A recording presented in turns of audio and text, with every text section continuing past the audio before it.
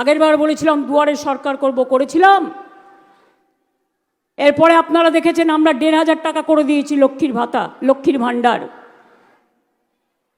আর schedule caste schedule tribe পায় 1700 টাকা। তো আপনি একবারে ওদের 8-10 হাজার টাকা নেবেন, না আপনি 5 বছরে 90,000 টাকা ইনকাম করবেন, 1 লক্ষ টাকার বেশি ইনকাম করবেন, আপনার ভাণ্ডারে থাকবে। লক্ষ্য রাখুন, বলে যাচ্ছি, লক্ষ্মীর ভাণ্ডার চিরকাল চলবে, কারো লক্ষ্মীর ভাণ্ডার বন্ধ হবে না। যারা নতুন করে অ্যাপ্লাই করেছে তাদেরও হবে। যুবসাথী চালু করেছি, বলছে ওদের নাকি অনেক টাকা দেবে, এখানে নাকি চাকরি হয় না।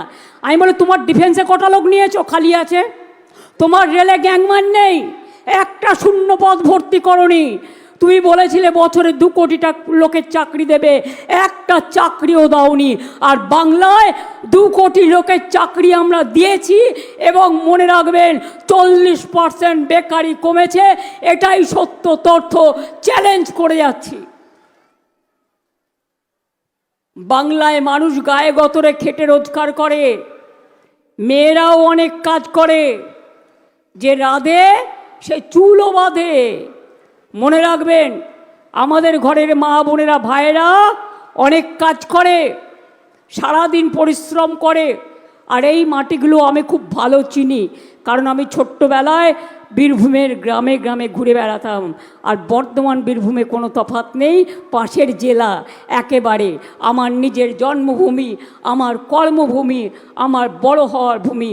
আমি মাটির আল ধরে হাঁটতেও পারি, পুকুরে মাছও ধরতে পারি, সাঁতার কাটতেও পারি, আর গ্রামে গিয়ে ধান পুঁততেও পারি।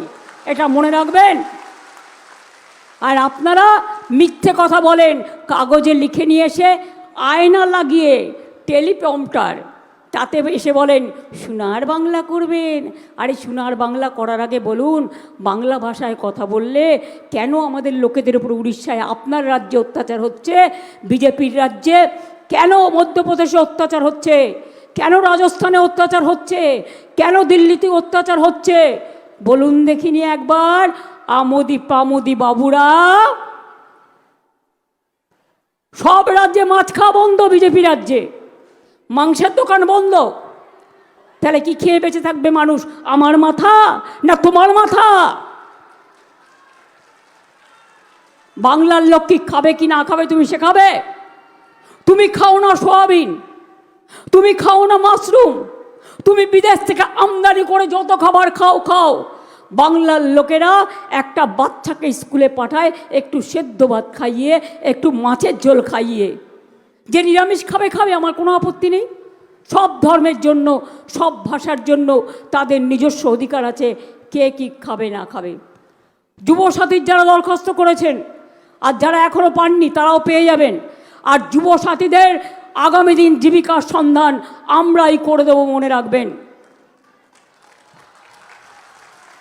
100 দিনের কাজ এরা বন্ধ করেছে, আমরা চালু করেছি। রাস্তার কাজ এরা বন্ধ করেছে, আমরা চালু করেছি। গরিব মানুষের বাড়ির কাজ এরা বন্ধ করেছে, আমরা চালু করেছি। 1,30,00,000 লোকের বাড়ির পাকা করে দিয়েছি। আর আগামী দিন আমরা সব কাঁচা বাড়ি পাকা করে দেবো, একটা মানুষেরও কাঁচা বাড়ি থাকবে না। আর সবার বাড়িতে পানীয় জলের নল পৌঁছে যাবে, এটা আমাদের অঙ্গীকার। আমরা যেটা বলি সেটা আমরা করি। আর এরপর দুয়ারে সরকার দেখেছেন, এরপর হবে দুয়ারে স্বাস্থ্য। আপনাকে বাইরে যেতে হবে না, আপনার ব্লক টাউনে ডাক্তার আসবে, নার্স আসবে, সিস্টার আসবে, প্যারামেডিক্যাল স্টাফ আসবে, আপনার ব্লাড টেস্ট করবে, আপনার সংসারে যদি কারো কোনো রোগ থাকে দেখে দেবে, চিকিৎসা করবে, বিনা পয়সায় ওষুধ দেবে, এবং কঠিন রোগ হলে তাদের অন্য জায়গায় ভর্তি করার ব্যবস্থা করে দেবেন। এর নাম হচ্ছে দুয়ারে স্বাস্থ্য। আমার পাড়া আমার সমাধান। প্রতি বুথে 8 লক্ষ টাকা করে এই 10 লক্ষ টাকা করে দেওয়া হয়েছে। সব অফিসারদের বাইরে পাঠিয়ে দিয়েছে।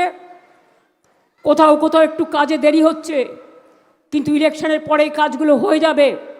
8,000 কোটি টাকা অলরেডি আমরা দিয়ে দিয়েছি এই পারপাসে। এত মিথ্যেবাদী এরা, মিথ্যের ফুলঝুরি ওরা, গ্যাস বেলুন। বলছে ওদের সরকার আসলে 7th পে কমিশন করে দেবে। আরে একটু তো খবর নাও, চেয়ারটা তো অমর্যাদা করো না। আমাদের বাজেটে ফেব্রুয়ারি মাসে আমরা 7th পে কমিশন ডিক্লেয়ার করে দিয়েছি। বেঙ্গল একমাত্র স্টেট যেখানে পেনশন পায়, অন্য কোনো রাজ্যে নেই। লজ্জা করে না মিথ্যে কথা বলতে? সীতাভোগ মিহিদানা খাবেন? সারা পৃথিবীতে বিক্রি করবেন, ওরা এমনিতেই বিক্রি করে, বিশ্ব বাংলার সব দোকানে বিক্রি করে। কাটোয়াতে গিয়ে বলে এসছে, রবিদার এলাকায় গিয়ে, সীতাভোগ মিহিদানা সব বিদেশে রপ্তানি হবে।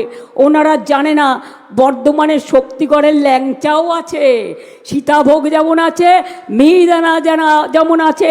আমরা মিষ্টি হাব তৈরি করে দিয়েছি, আর বিশ্ব বাংলার সব দোকানে আমরা সীতাভোগ মিহিদানা বিক্রি করি, বাংলার হাটে বিক্রি করি, এবং বিদেশেও আমরা রপ্তানি করি। মিথ্যে কথা বলতে এদের জুড়ি নয়। মেয়েরা পরে চুড়ি, আর ওরা বলে মিথ্যে ঝুড়ি।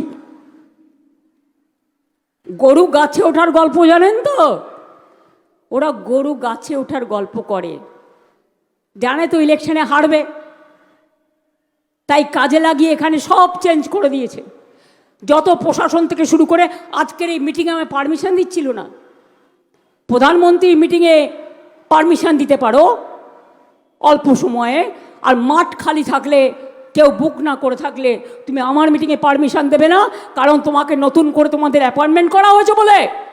মনে রেখো, আমি তোমাদের সম্মান করি, তোমরা নিরপেক্ষভাবে কাজ করো, কারো কথা শুনে একপক্ষভাবে কাজ করবে না। মেয়েদের শরীর চেক করা হচ্ছে। গতকালও কাঞ্চন মল্লিকের বইয়ের ওপর হ্যারাসমেন্ট হয়েছে।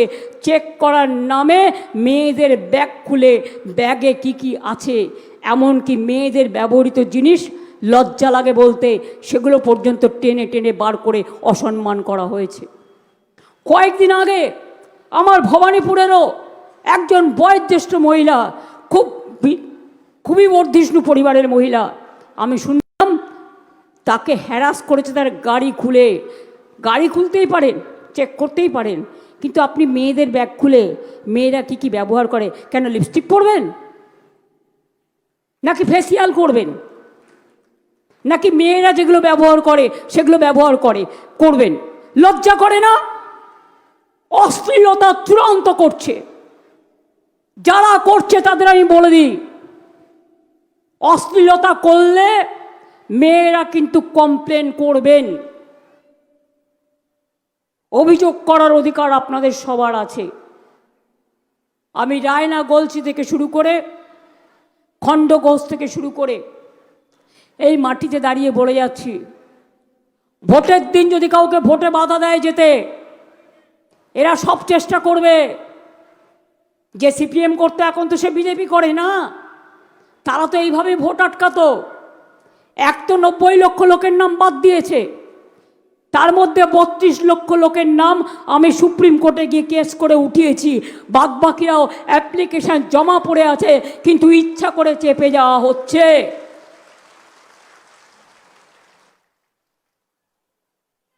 আমরা লড়াই করব, লড়ে যাব, এটা মনে রাখবেন। যার নামও ওঠেনি, আগামী দিন তার নাম তোলার চেষ্টা করব, কিন্তু কাউকে এলাকা ছেড়ে চলে যেতে হবে না। আমরা থাকলে আপনি নিশ্চিন্তে ঘুমোতে যান।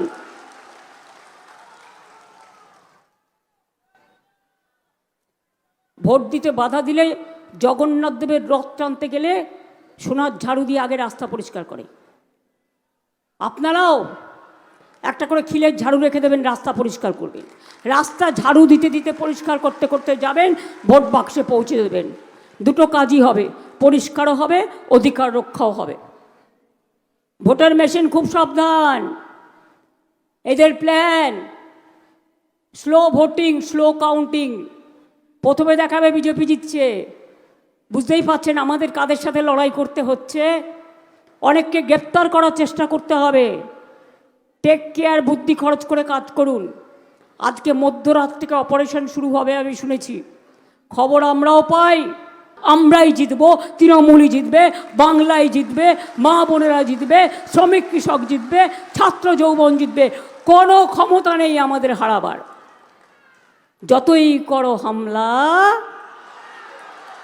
এবার হবে বদলা, গণতন্ত্রের বদলা, বাংলা বিরোধী বদলা। বাংলার লোক যে কোনো জায়গায় যেতে পারে, তোমাদের লোকও যে কোনো জায়গায় যেতে পারে। লক্ষ্য রাখবেন, আউটসাইডাররা এসে টাকা দিচ্ছে কিনা। যদি ব্যাংকের অ্যাকাউন্ট চাই দেবেন না, ওই অ্যাকাউন্ট পরে যেটুকু টাকা আছে তুলে নেবে, আর কালো টাকা ঢুকিয়ে দিয়ে ইডি সিবিআইকে পাঠিয়ে দেবে। বুঝতে পারছেন তো? বাইরের অনেক শত্রু ঘুরে বেড়াচ্ছে। আমার নাম করে বললেও শুনবেন না, তৃণমূলের নাম করে বললেও শুনবেন না, পশ্চিমবঙ্গ সরকারের নাম করে বললেও শুনবেন না। দেখছেন তো, একটা পার্টিকে ভাগ করার জন্য হিন্দু মুসলমান 1000 কোটি টাকার ডিল করেছে। তার জন্য আবার আমোদি প্রমোদি বাবুকে রাস্তায় নামতে হয়েছেন। তিনি বলছেন এটা নাকি আর্টিফিশিয়াল, যে করেছে সে বলছে ভিডিওটা সত্য। তাহলে আপনি কত শাক দিয়ে মাছ ঢাকবেন? অনেক টাকা না? এত যখন গাছের টাকা বাড়ে, গ্যাসের টাকা তো কমান না, পেট্রোলের দাম বাড়ে, কমান না। আবার ইলেকশন হয়ে যাবে, হু করে দাম বেড়ে যাবে, গ্যাস পাবেন না, পেট্রোল পাবেন না, হোটেল বন্ধ হয়ে যাবে, রেস্টুরেন্ট বন্ধ হয়ে যাবে।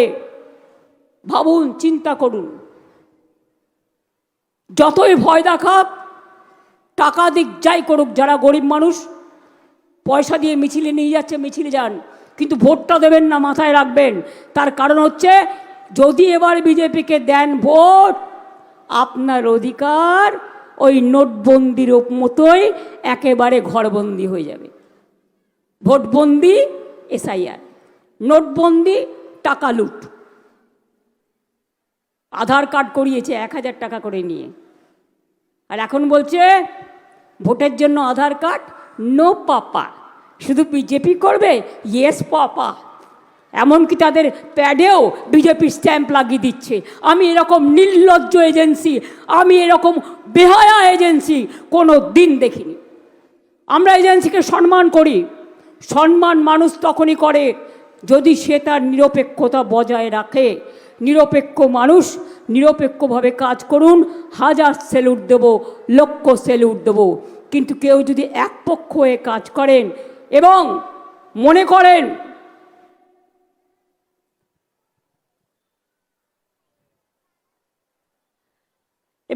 করেন যে আমরা সৎ ভাই বোন, বাংলার মানুষ সৎ ভাই বোন, বাংলার মানুষ সৎ পরিবার, বাংলা সৎ পরিবার। দুয়োরানী সুয়োরানীর গল্প শুনেছেন ছোটবেলায়। আমরা দুয়োরানী আর ওরা সুয়োরানী। তাহলে মনে রাখবেন, বাংলা বিরোধীদের একটি ভোটও দেবেন না। বাংলায় যারা ভাষায় কথা বলে সেই ভাষা বিরোধীদের একটি ভোটও দেবেন না। আমরা যা খাই তার বিরোধী যে কথা বলে একটি ভোটও দেবেন না। বাংলার মানুষের ওপর যারা অন্য বিজেপি রাজ্যে অত্যাচার করে তাদের কোনো অধিকার নেই বাংলা এসে তাদের ভোট চাইবার।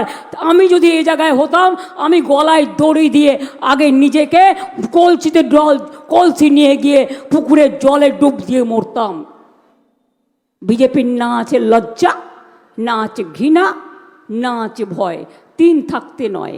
যদি কারো 1 কান কাটা থাকে, তার 2 কান কাটার ভয় থাকে। এ তো 2 কানই কাটা। আর যত পারছে মিথ্যে কথার ফুলঝুরি। আগামী দিন বুঝবে ঠেলা, ঠেলার নাম বাবাজি। যতই করো কুৎসা, যতই করো চক্রান্ত, বাংলার মাটি সব করে দেবে ব্যর্থ। আমি ভালোবাসি বাংলার মাটি, এ মাটি সোনার চেয়েও খাঁটি। এই মাটিতে জন্ম নিল রবীন্দ্র নজরুল, একই বৃন্তে 2টো কুসুম, আলোকময় সে ফুল। তাই বাংলার ঘরে ঘরে নবপ্রজন্ম হাল ধরো আজ ভারতের দরবারে। আমরা হারব না, মাথা নত হবে না। বাংলা চলবে নতুন করে, বাংলা জাগবে নতুন ভোরে।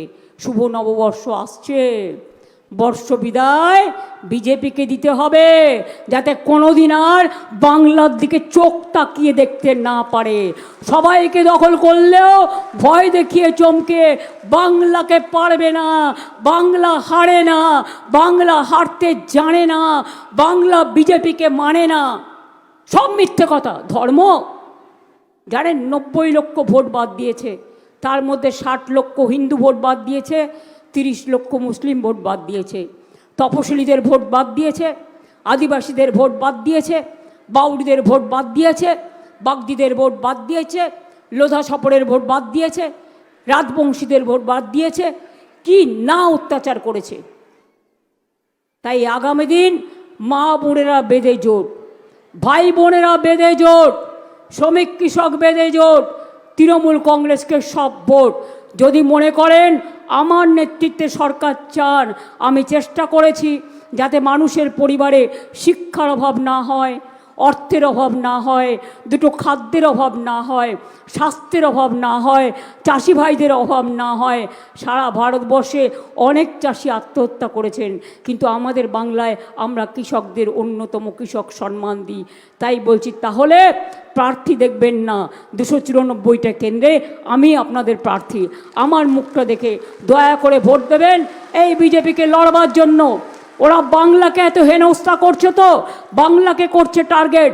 আগামী দিন দিল্লি আমরা দখল করব, বাংলাই দেবে ডাক। নেতাজি সুভাষচন্দ্রের ভাষায়, চলো দিল্লি চলো, বিজেপি তাড়াও, দেশ বাঁচাও। জয় হিন্দ, বন্দে মাতরম। ইনশাল্লাহ। জয় জোহর, জয় জিনেন্দ, নমস্তে, নমস্কার। সবাই ভালো থাকবেন। এবিপি আনন্দ এগিয়ে থাকে, এগিয়ে রাখে।